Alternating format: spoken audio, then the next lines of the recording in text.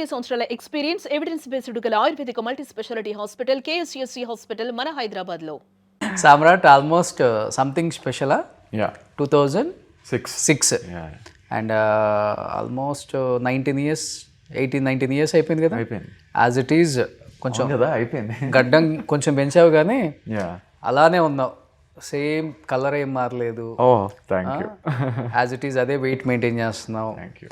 కొంతమంది సినిమాలు లేకపోతే ఎలా అయిపోతారంటే ఆర్టిస్టులు ఫుల్ డల్ అయిపోయి ఫేస్ అంతా ట్యాన్ అయిపోయి పిగ్మెంటేషన్ వచ్చేసి కళ్ళ కింద నల్లగా వచ్చేసి పొట్ట వచ్చేసి బాడీ అంతా అసలుకి వాళ్ళ కండిషన్లో ఉండదు. కొంతమందిని చూసాం అట్లా కూడా. Correct. కొంతమంది అప్పుడప్పుడు ఫోటోలు పెట్టి చూడండి ఎలా అయిపోయాడా అని చెప్పేసి దీనస్థితిలో అని చెప్పి ఫోటో వేస్తూ ఉంటారు పాపం. ఎగ్జాక్ట్ ప్రాబ్లం అది అయ్యి ఉండదు.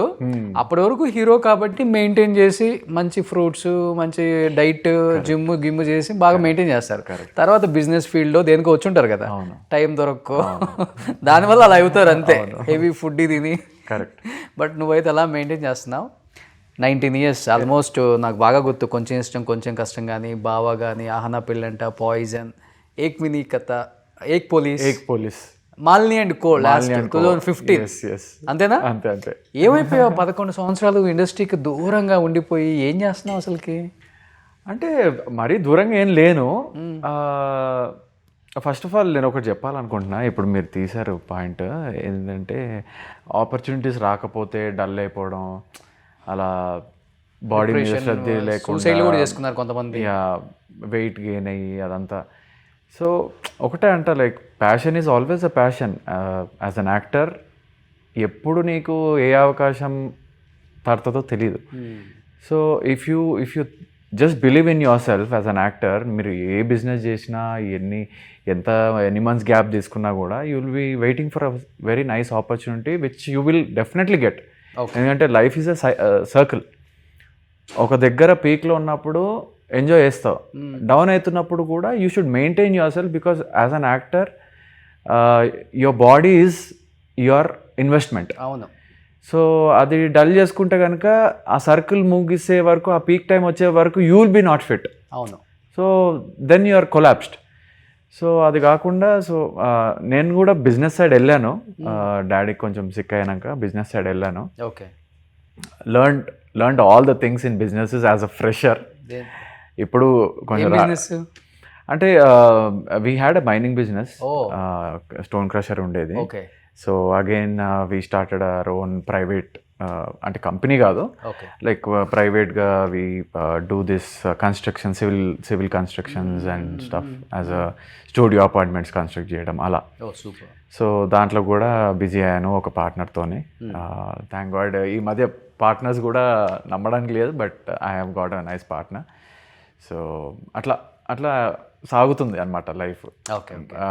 మీన్ వైల్ గ్యాప్ ఎందుకు వచ్చిందంటే ఒకటే చెప్తాను, అది నన్ను చూడంగానే ఒక రిచ్ కిడ్, ఒక సాఫ్ట్ లుక్, ఒక లవర్ బాయ్, ఒక స్మూత్ క్యారెక్టర్సే ఇచ్చారు ఎప్పుడు. కానీ few experimented with me which I got a good name. అవి హిట్ ఫట్టో తెలీదుగా, but few bought me a good name. Like బాబాలో సిద్ధార్థ్ గారితో నెగిటివ్ రోల్ చేశాను, చాలా అప్రిసియేషన్ వచ్చింది ఆ మూవీకి. మళ్ళీ కిట్టు ఉన్నాడు జాగ్రత్త, ఆ మూవీలో కూడా అర్బాజ్ ఖాన్ వాళ్ళ తమ్ముడులాగా నెగిటివ్ క్యారెక్టర్ చేశాను, హీరోయిన్ కిడ్నాప్ అదంతా. సో దానికి అప్రిసియేషన్ వచ్చాయి. So I want to experiment lot of different characters and as an actor. ఎందుకంటే నేను యాక్టింగ్ ఇన్స్టిట్యూట్స్కి వెళ్ళాను, స్కూల్స్కి వెళ్ళాను, సూత్రధార్ వినయ్ వర్మ గారు దగ్గర నేర్చుకున్నాను. సో అక్కడ ఏంటంటే you are pushed to do certain characters where it is not comforting you.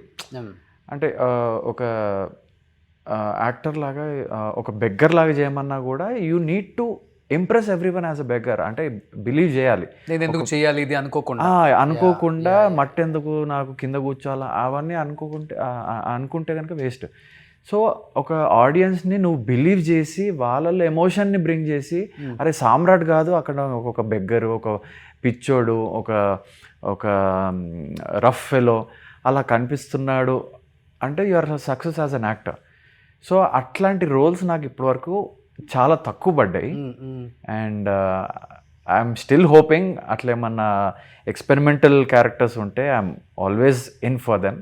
Okay, yeah, industry అలా కూడా చూడండి, కొంచెం రిచ్ క్యారెక్టర్స్, సాఫ్ట్ క్యారెక్టర్స్. ఒక పీక్ ఆఫ్ టైంలో ఫియాన్సీ క్యారెక్టర్లు, సమంత గారు ఫియాన్సీ క్యారెక్టర్లు, అందరికి హీరోయిన్స్ అందరికి పెళ్లి పీటల పైన కూర్చొని పెళ్లి క్యాన్సిల్ కావడం, అలాంటి క్యారెక్టర్లు వరుసగా వచ్చాయి ఒక పీరియడ్లో. ఐ సెడ్ ఓకే ఇనఫ్, నేను కొంచెం గ్యాప్ తీసుకుంటేనే things will calm down and again they restart thinking అని. అలాంటి క్యారెక్టర్స్ వస్తున్నాయనే గ్యాప్ తీసుకుందాం. ఎగ్జాక్ట్లీ. ఓ, ఫియాన్సీ అవన్నీ చేసి వెక్స్ అయిపోయాను. ఓకే, 1, 2, 3 ఓకే మంచిగా అనిపిస్తున్నాయి అనేసి ఒక 5 చేశాను. 5 చేసినాక కూడా 10 అని వచ్చాయి. ఓకే, ఇంకా I said no, I can't do that. కానీ సమ్రాట్ ఇండస్ట్రీలోకి నువ్వు వచ్చిన తర్వాత కొంతమంది డైరెక్టర్స్, ప్రొడ్యూసర్స్, హీరోస్ రియాక్షన్ ఏంటి అసలుకి? ఎందుకంటే నువ్వు అన్నట్లుగానే రిచ్ కిడ్ లాగే కనపడతావు రియల్ లైఫ్లో 2 విధాల. చాలా సాఫ్ట్ ఉంటావు, మంచి హైట్, వెయిట్, కలర్ కూడా. ఏంటి అసలు అప్పుడు ఆ టైంలో ఎలా డిస్కస్ చేసుకునే వాళ్ళు? మంచి మూవీస్ పడ్డాయి ఫస్ట్లో. కరెక్ట్. సామ్రాట్ని మనం క్యాస్ట్ చేసుకోవాలి ఈ క్యారెక్టర్ అనుకునే రోజులు అనుకో అవి. యాక్చువల్గా చెప్పాలంటే నాకు గుడ్ థింగ్ ఏంటంటే హీఈస్ నాట్ అన్ యాక్టర్, ఏదో అలా చేస్తున్నాడు అన్న పేరు లేదు. So whatever role is given, ఒక 1-2 టేక్స్ జస్టిఫై చేసేస్తా. అండ్ ఇట్ గివ్స్ ద, అంటే నేను మర్చిపోయే ఫేస్ కాదు. ఇప్పటికీ చాలా మంది గుర్తుపడతా ఉంటారు. నేను లాంగ్ గ్యాప్ 5-6 years గ్యాప్ తీసుకున్నా కూడా పీపుల్ రికగ్నైజ్ మీ, పీపుల్ ఆస్క్ మీ మూవీస్ ఎందుకు చేయట్లేదు మీరు. అదంటే ఇంకా కొంచెం బిజినెస్ సైడ్ వెళ్ళాను, ఫాదర్కి బాగాలేదు. Obviously that is one of the reason. But also అదే పీరియడ్లో ఈ ఫియాన్సీ క్యారెక్టర్స్ రావడం కూడా ఒక రీజన్. ఓకే, కానీ చెప్పాలంటే ఇండస్ట్రీలో మీకు మంచి రెప్యుటేషన్ ఉంది. అండ్ ఇంకొకటి మంచి సర్కిల్ ఉంది. యా, మీ సిస్టర్ ఆల్రెడీ ఫ్యాషన్ డిజైనర్ కాబట్టి.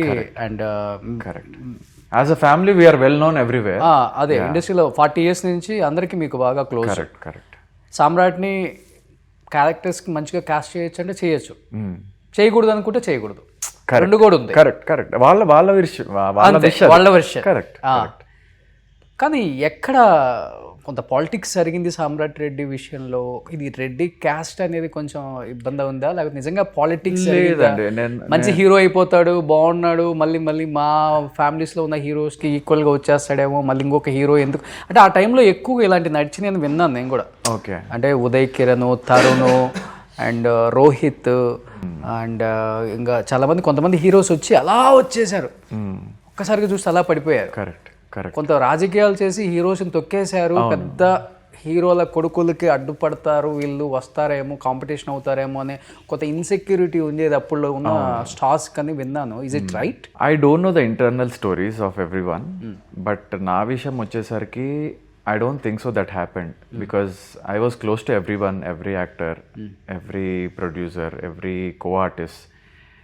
నన్ను కాస్ట్తోనైతే దూరం పెట్టలేదు ఎవరు. ఓకే, అంటే నా విషయంలో అలా జరగలేదు.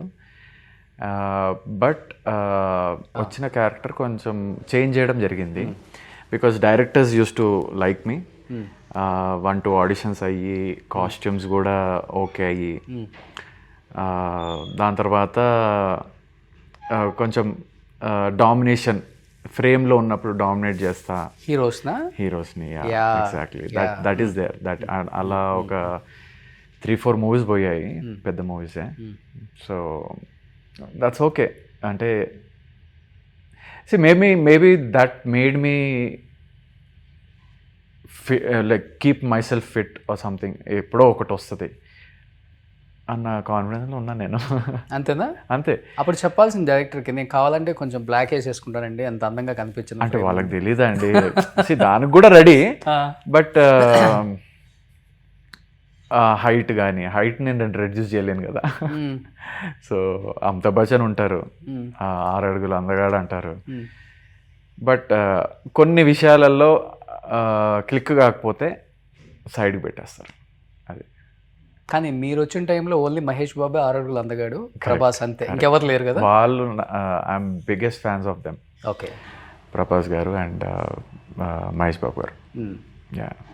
సుమన్ టీవీలో మీ పర్సనల్ అండ్ బిజినెస్ ప్రమోషన్స్ కోసం కింది నెంబర్కి కాంటాక్ట్ చేయండి.